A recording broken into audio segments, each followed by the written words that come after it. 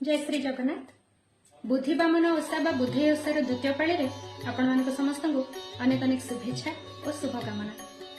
भाद्रव मासरे पालित होउतबा ओषा मानक मध्यरु गोटिए हेउछि बुद्धि ओषा।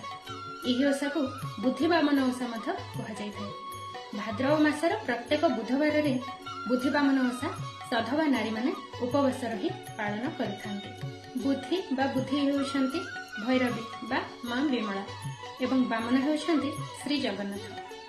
तेणु एही व्रतर आराध्य देवदेवी हेउछंती श्री जगन्नाथ एवं मां विमला।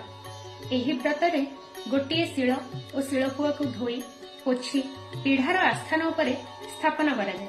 अँला को गंगा जल रे धोई ता सहित हळदी और मेथी को बाटी सेथिरे दुईटी मूर्ति शिल और शिलपुआ उपरे प्रस्तुत करा जाय। एही दुई मूर्ति नाम बुद्धि और सुधेई।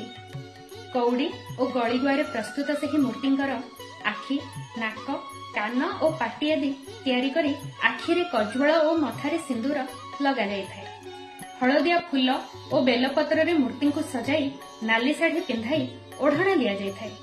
5 रंगर फूल 5 रंगर फल 5टी धूप 5टी दुब और 5टी अक्षत रखी आस्थान पाखरे संकल्प नड़िया आनी पूजा आरंभ करा जाय एवं बुद्धि ओषा व्रत कथा बही पढ़ा हुए।